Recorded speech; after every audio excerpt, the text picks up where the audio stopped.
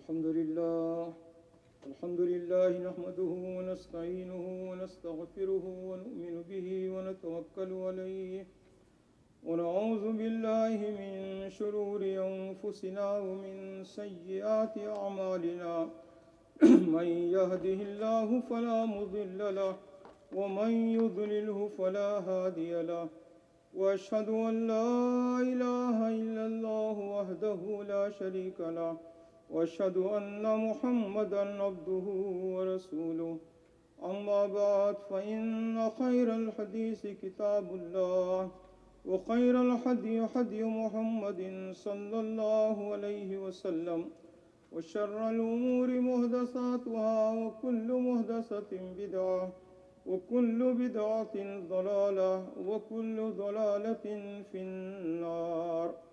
أعوذ بالله السميع العليم من الشيطان الرجيم. بسم الله الرحمن الرحيم. ألم نشرح لك صدرك ووضعنا عنك وزرك الذي أنقض ظهرك ورفعنا لك ذكرك فإن مع العسر يسرا إن مع العسر يسرا فإذا فرغت فانصب وإلى ربك فارغب. محترم بھائیو، آج کا خطبہ اللہ کے نبی صلی اللہ علیہ وسلم کی پیشین گوئیوں کے تعلق سے دینے کا ارادہ ہے. پیشین گوئیوں کا مطلب یہ ہے کہ وہ باتیں، وہ چیزیں جو کہ نبی کریم صلی اللہ علیہ وسلم کی زندگی میں بعض چیزیں ظاہر نہیں ہوئی، لیکن آپ نے وقت سے پہلے بتا دیا ہے کہ ایسا ہوگا. اس کو کیا کہتے ہیں انگلش میں؟ پریڈکشنز آف پروفٹس صلی اللہ علیہ وسلم. اللہ کے نبی صلی اللہ علیہ وسلم کی پیشین گوئیاں، وقت سے پہلے چیزیں جو بتا دیتے ہیں، اللہ تبارک و تعالیٰ کے حکم سے، اللہ کے بتانے سے، اللہ کے معجزے سے، ان چیزوں کو کہا جاتا ہے پیشین گوئیاں، پریڈکشنز. عدی بن حاتم رضی اللہ تعالیٰ عنہ اللہ کے نبی صلی اللہ علیہ وسلم کے پاس بیٹھے ہوئے تھے. ایک شخص آیا اور اس نے کہا کہ اللہ کے نبی صلی اللہ علیہ وسلم، راستے جو ہے پر خطر ہیں، امن و امان نہیں ہے راستوں میں. اگر کوئی آدمی گائے اکیلے تو اسے ڈر ہوتا ہے کہ کوئی شخص اس کو لوٹ لے، مار دے.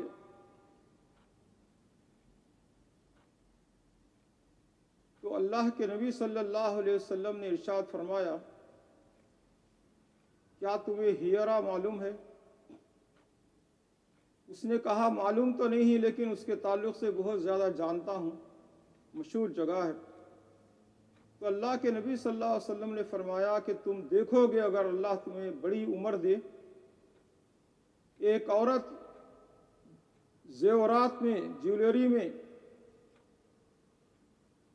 اکیلی عورت اپنی سواری پر سوار ہو کر وہ بہت لمبا فاصلہ طے کرے گی، کعبۃ اللہ کو جائے گی، اللہ کے گھر کو، اور وہاں اس کا طواف کرے گی، اور اکیلی پھر وہ سلامتی کے ساتھ اپنے وطن کو، اپنے گھر کو واپس آ جائے گی.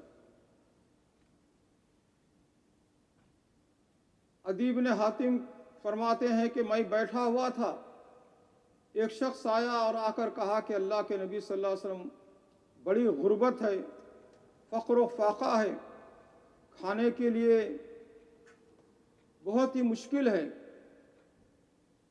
اللہ کے نبی صلی اللہ علیہ وسلم نے ارشاد فرمایا کہ قیصر و کسریٰ، یعنی روم کا بادشاہ اور ایران کا بادشاہ کسریٰ، یہ ان کی دولتیں ہمارے پاس آئیں گی مدینے میں، اور تم دیکھو گے کہ بہت ہی غنی ہو جاؤ گے تم لوگ، کوئی مشکل نہیں ہوگی فخر و فاخر کی، اور کوئی محتاجی نہیں ہوگی۔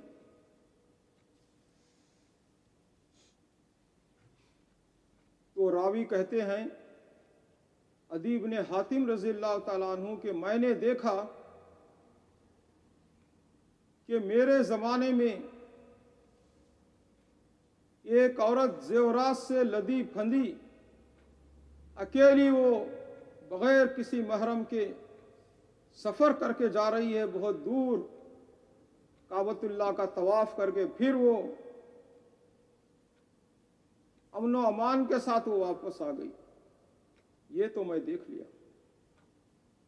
اور دوسرے صحابی کہتے ہیں کہ حضرت عمر رضی اللہ تعالیٰ عنہ کے زمانے میں کسرا یعنی ایران فتح ہوا تو وہاں کی بہت ساری دولت، پوری دولت مدینے میں آئی اور مسلمانوں میں تقسیم کیا گیا ان کے حساب سے، اور سب غنی ہو گئے۔ یہ تو میں دیکھ لیا۔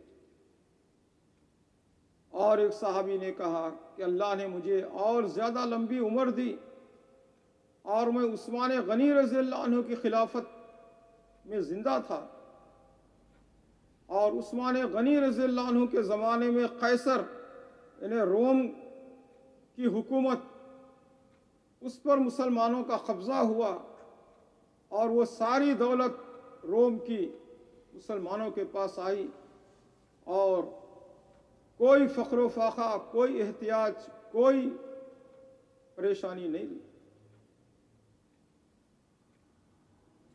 اندازہ فرمائیے کہ نبی کریم صلی اللہ علیہ وسلم کا زمانہ گزر گیا، آپ نے پیشین گوئی فرمائی اللہ کے حکم سے ایسا ہوگا، آپ نے دیکھا نہیں، مگر بعد کے آنے والے صحابہ جن کو اللہ نے عمر دی، لمبی عمر دی، انہوں نے دیکھ لیا کہ کسرا یہ بھی فتح ہوا، روم بھی فتح ہوا، اور راستوں میں امن و امان بھی اس کے اندر آ گیا۔ اور اللہ کے نبی صلی اللہ علیہ وسلم نے ارشاد فرمایا کہ ایسے لوگ آئیں گے میرے بعد کہ جو مسلمان سے کوئی بڑا کبیرہ گناہ سرزد ہو جائے تو اس کو کفر کا فتویٰ دے دیں گے، ڈائریکٹ کفر کا فتویٰ۔ حالانکہ ایک مسلمان ہے، کلمہ گو ہے، لا الہ الا اللہ محمد رسول اللہ پڑھا ہے، تو اس سے کوئی غلطی ہو جائے تو یہ امید رکھنا چاہیے کہ انشاءاللہ اللہ اس کو معاف کر دے گا۔ لیکن یہ لوگ ایسے ہوں گے کہ یہ فوری کفر کا فتویٰ دے دیں گے، یعنی لوگوں کو کفر کے فتوے تقسیم کریں گے، یہ کافر، وہ کافر، تو کافر، فلاں کافر، یہ کافر، ان کا یہی کام ہے۔ اور اللہ کے نبی صلی اللہ علیہ وسلم نے فرمایا کہ وہ ایسی بہترین تلاوت کریں گے، او ہو، آپ نے فرمایا کہ تمہاری تلاوتیں تو ان کے سامنے کچھ نہیں، ایسی شاندار تلاوتیں کریں گے، لیکن ان کی وہ تلاوت جو ہے ان کے حلق سے نیچے نہیں اترے گی، یہ سب اوپر کا اوپر ہی چلے جائے، اس لیے کہ ان میں اخلاص نہیں ہوگا، صرف لوگوں کو اذیت دینا، مسلمانوں کو کافر بنانا، یہ ان کا مشن ہوگا۔ یہ خوارج ہیں، لوگوں کو اسلام سے فارغ کرنے والے، خارج کرنے والے۔ چنانچہ علی رضی اللہ تعالیٰ عنہ کے زمانے میں یہ لوگ ظاہر ہوئے اور علی رضی اللہ تعالیٰ عنہ سے کہے نعوذ باللہ کہ تم کافر ہیں۔ خلیفہ راشد، اللہ کے نبی صلی اللہ علیہ وسلم کے داماد، فاطمہ رضی اللہ عنہا کے شوہر، ان کو کفر کا فتویٰ دے دیے خوارج کہ تم کافر ہیں، اور ان سے لڑنا شروع کر دیے ان سے، علی رضی اللہ تعالیٰ عنہ سے۔ تو یہ علی رضی اللہ تعالیٰ عنہ کے زمانے میں یہ خوارج ظاہر۔ बज़ाहिर देखने में बहुत पाबंद रहेंगे और उनके जो कपड़े हैं वाकई पिंडियों तक रहेंगे, बज़ाहिर देखने में उनकी सूरतें अच्छी, नमाज बड़ी बड़ी पढ़ेंगे और बहुत ही बना संवार कर नेकी का काम करेंगे, लेकिन उसके बावजूद वो एक अगर गलती देख लेंगे, कबीरा गुनाह, तो उसको कुफ्र का फतवा देंगे। मिसाल के तौर पर अगर कोई वालिदैन की नाफरमानी किया तो कहेंगे तू काफिर है, तू मुसलमान नहीं। भाई ठीक है, गुनाह कबीरा हो गया, वालिदैन की नाफरमानी किया या जानबूझकर एक वक्त की नमाज छोड़ दिया या कुछ हो गया, वो अल्लाह माफ कर सकता है बंदे के तौबा करने पर।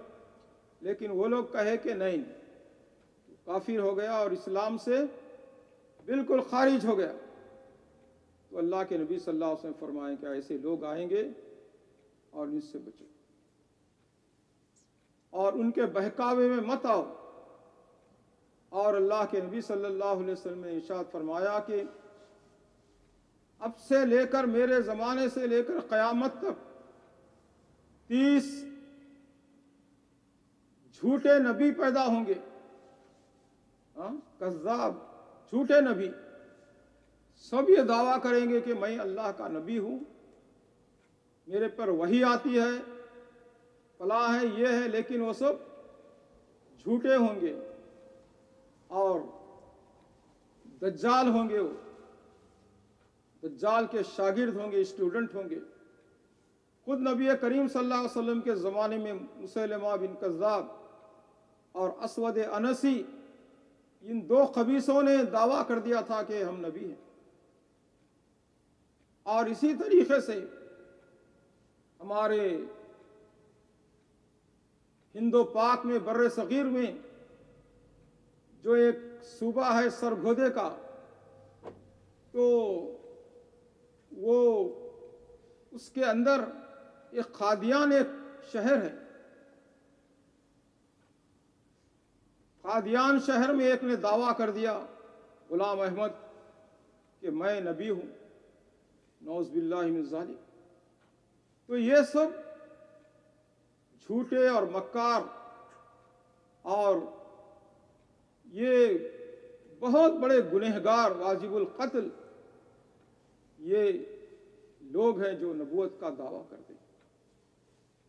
कभी नबी का दावा करा, कभी कहा कि मैं नबी का जिल हूँ, साया हूँ, और कभी कहा कि पता नहीं मैं क्या हूँ और क्या हूँ, क्या हूँ।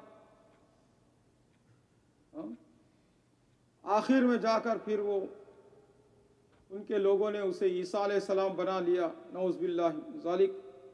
तो अल्लाह के नबी सल्लल्लाहु अलैहि वसल्लम ने ये जो 30 की पेशिन गोई फरमाई, तो उसके अंदर ये झूठे नबी पैदा हुए। और अल्लाह के नबी सल्लल्लाहु अलैहि वसल्लम ने इरशाद फरमाया, एक ज़माना ऐसा आएगा कि एक आदमी टेक लगाकर गाँव तकिए पर, बड़ी अच्छी मसनद पर, गद्दी पर वो बैठा होगा और कहेगा कि जो कुछ कुरान में है उसको मानो, उसमें जो हलाल है उसको हलाल जानो, और उसमें जो हराम है कुरान के अंदर उसको हराम जानो। और इसके अलावा हदीस वगैरह कोई चीज़ नहीं। नऊज़ बिल्लाहि मिन ज़ालिक। वो ज़माना भी आ गया। अहले कुरान के नाम से एक फ़िरक़ा दुनिया में वजूद में आया, गुमराह फ़िरक़ा। वो कहते हैं कि हम कुरान को ही मानेंगे सिर्फ, और हदीस को हम नहीं मानेंगे। अब अंदाज़ा फरमाइए, अल्लाह के नबी सल्लल्लाहु अलैहि वसल्लम को अल्लाह ने कुरान की तशरीह के लिए भेजा, कुरान की तफसीर बयान करने के लिए।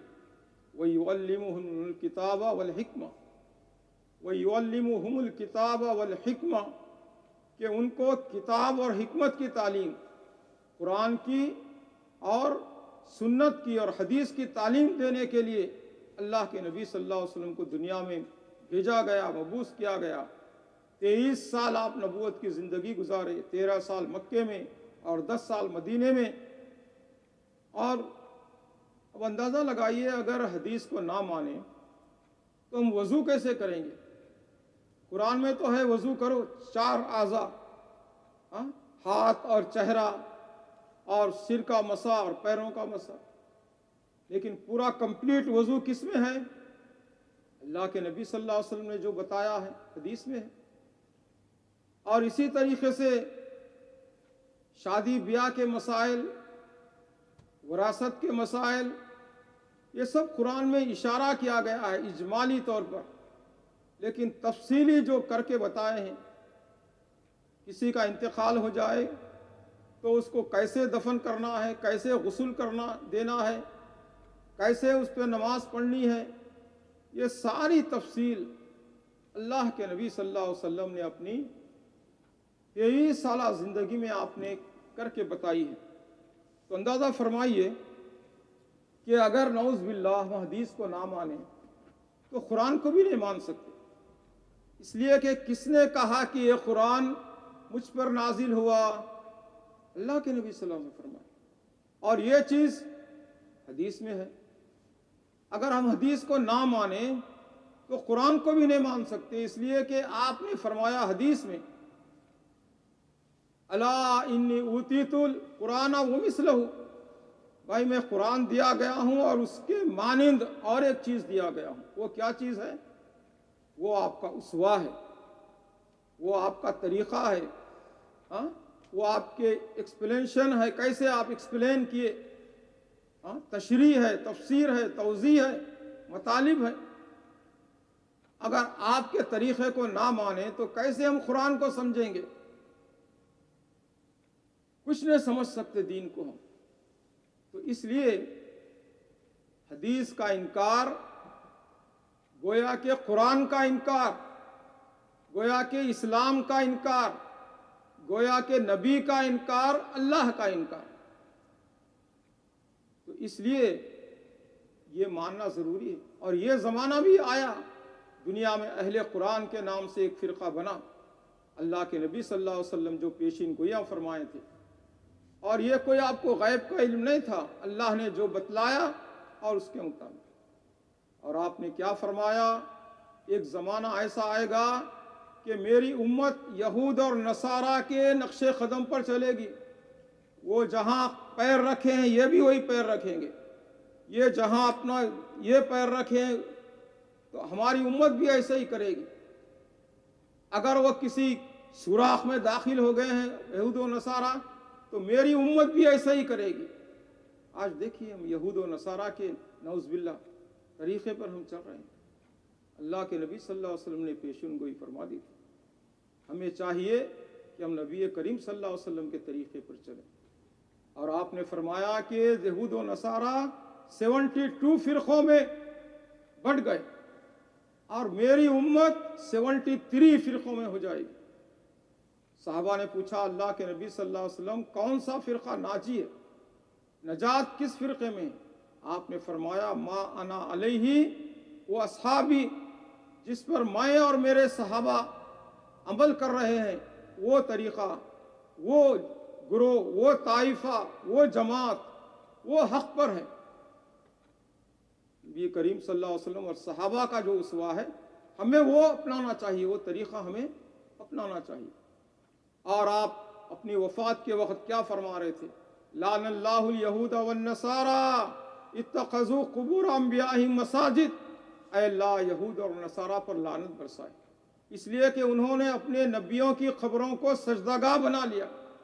آج دیکھیے ہمارا کیا ہے، اگر سعودی عرب کی حکومت نہ ہو تو نبی کریم صلی اللہ علیہ وسلم کی قبر کو ایک بت خانہ بنا لے، اور جیسے یروشلم میں کہ وہ عیسیٰ علیہ السلام کی لاش ایک رات یہاں رکھی ہوئی تھی، صبح آ کر سجدہ کرتے ہیں، میں نے خود دیکھا ہے، آ کر وہاں پر انگریز سب سجدے کرتے ہیں۔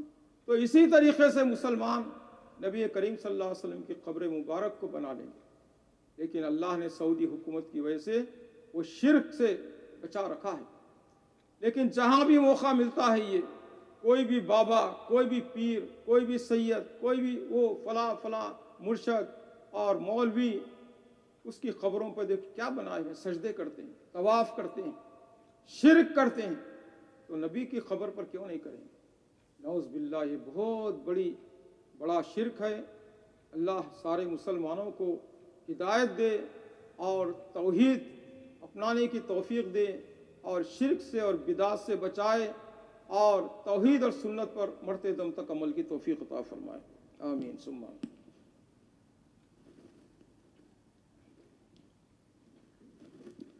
الحمدللہ رب العالمین والصلاة والسلام علی اشرف الانبیاء والمرسلین محمد وعلی آلہ وصحبہ اجمعین۔ ربنا ظلمنا انفسنا وان لم تغفر لنا وترحمنا لنكونن من الخاسرین۔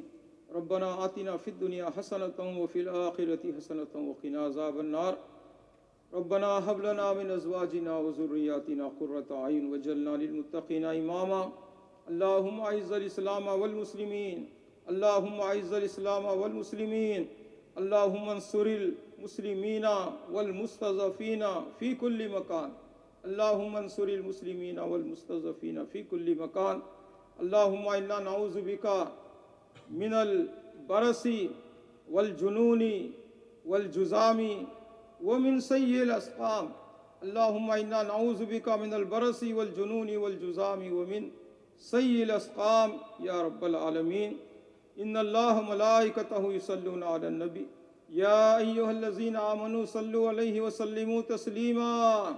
اللہم صل علی محمد وعلی آل محمد کما صلیت علی ابراہیم وعلی آل ابراہیم انک حمید مجید۔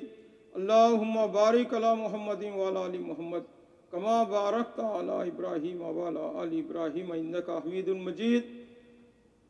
سبحان ربک رب العزت عما یصفون وسلام علی المرسلین والحمد للہ رب العالمین۔ وقوموا الی الصلاۃ یرحمکم اللہ۔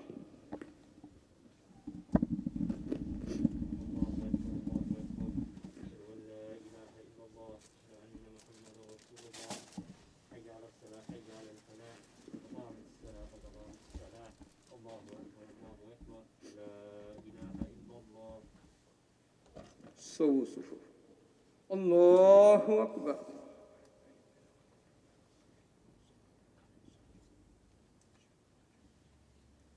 الحمد للہ رب العالمین الرحمن الرحیم مالک یوم الدین ایاک نعبد وإیاک نستعین اہدنا الصراط المستقیم صراط الذین انعمت علیہم غیر المغضوب علیہم ولا الضالین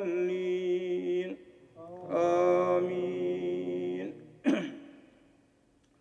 قد افلح من تزکا وذکر اسم ربہ فصلی بل تؤثرون الحیاة الدنیا والآخرة خیر وابقى ان هذا لفی الصحف الاولی صحف ابراہیم وموسیٰ۔ اللہ اکبر۔